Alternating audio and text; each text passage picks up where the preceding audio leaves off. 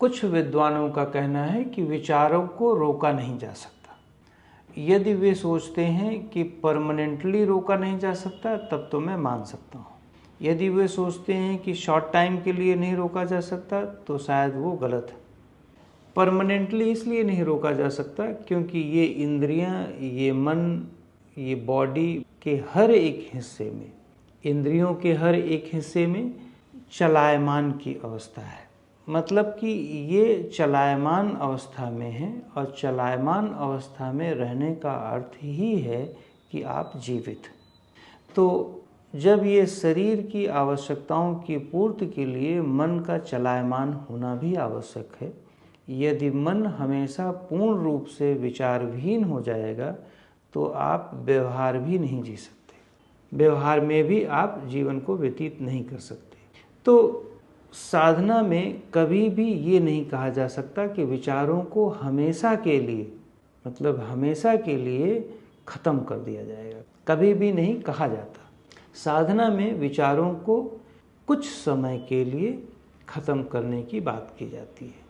विचारों को इसलिए ख़त्म करने की बात की जाती है क्योंकि विचार के ख़त्म होने पर आपका अनुभव जागृत होता है या अनुभव के करने पर विचार खत्म होता है।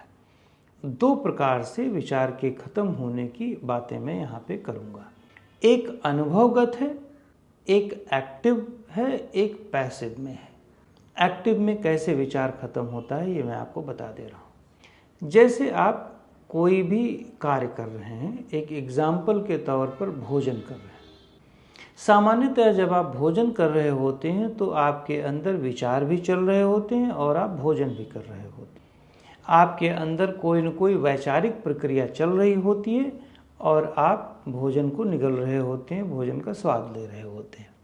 लेकिन यदि आप सावधानीपूर्वक देखें, किसी दिन आप ये प्रैक्टिस करें कि भोजन को बहुत अच्छी तरह से अनुभव करें, स्वाद में बहुत अच्छी तरह से अपने आप को इन्वॉल्व करें और भोजन के स्वाद को बहुत अच्छी मात्रा में, अच्छी गहन दृष्टि से एक्सट्रैक्ट करना शुरू कर दें तो आपका थॉट प्रोसेस रुक जाएगा।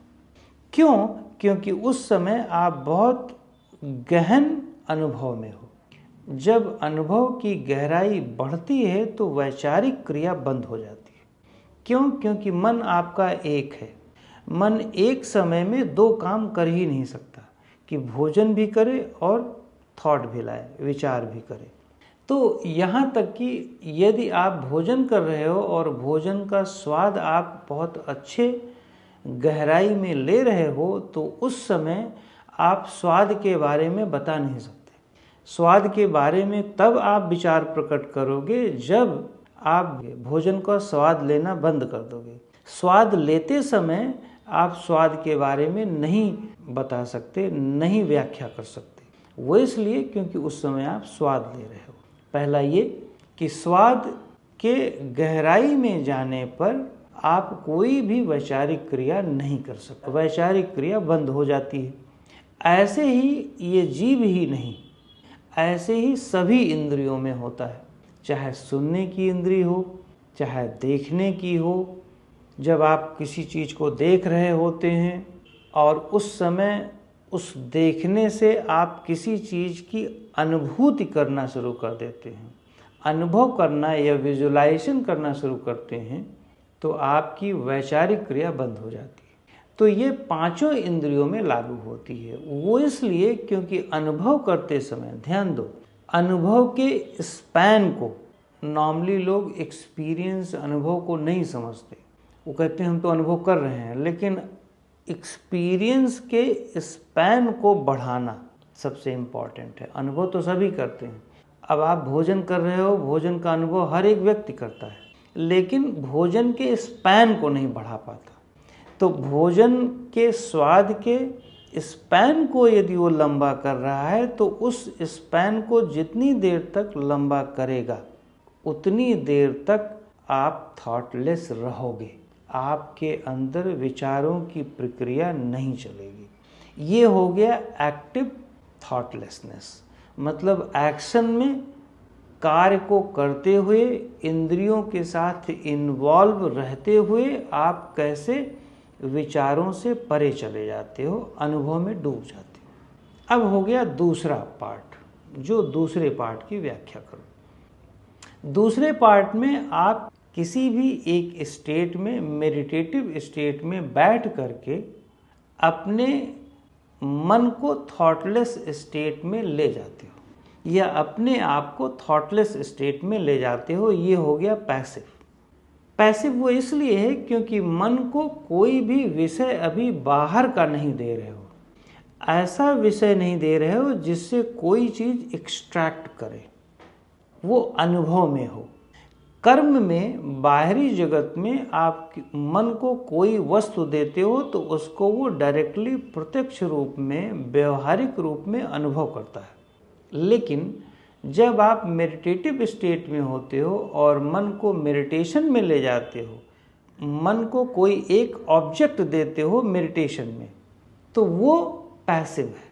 तो मन को जब किसी भी एक जगह पर केंद्रित करवाते हो, जैसे सांस पर केंद्रित करवा रहे हो, सपोज सांस को अनुभव करवा रहे हो, तो सांस का भी अनुभव कर रहा है वो, लेकिन ये जो अनुभव है, ये अनुभव पैसिव में आता है।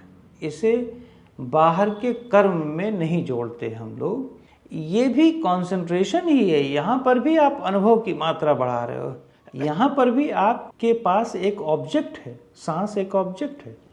तो जब आप सांस को अनुभव करने लगते हो तो धीरे धीरे उस अनुभव में आप थॉटलेस हो जाते हो, आप विचारविहीन हो जाते हो।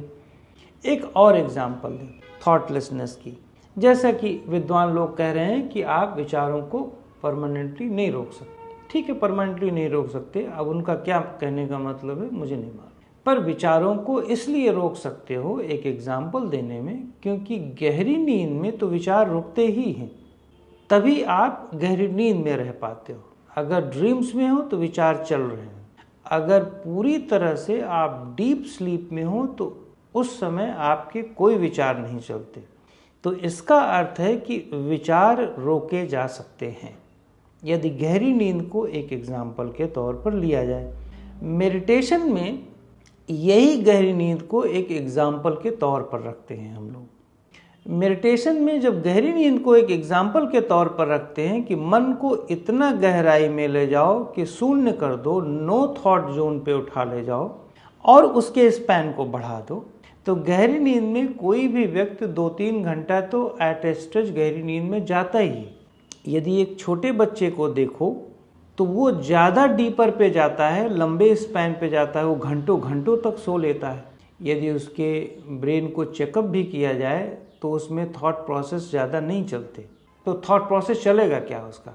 तो बेसिकली थॉट को, विचारों को रोका जा सकता है, लेकिन यदि विद्वानों का ये कहना रहा हो कि शायद फोर्सफुल नहीं रोका जा सकता, तो डेफिनेटली फोर्स के साथ उसे नहीं रोक सकते। उसे ज्ञान के माध्यम से, उसे अभ्यास के माध्यम से 100% रोका जा सकता है। अल्पकाल के लिए, थोड़ी देर के लिए, जैसे गहरी नींद आप लेते हैं कुछ घंटों के लिए, वैसे ही कुछ मिनटों के लिए या घंटों के लिए, अभ्यास पर निर्भर करता है, रोक सकते हो और अपने को शांत कर सकते हो, अपने को रियलाइज कर सकते हो। यदि आपको स्वयं में रियलाइजेशन हो गई तो आप जब चाहे विचार विहीन अवस्था में विचारों के परे जा सकते। ये कहना कि विचार नहीं रोक सकते, ये गलत है।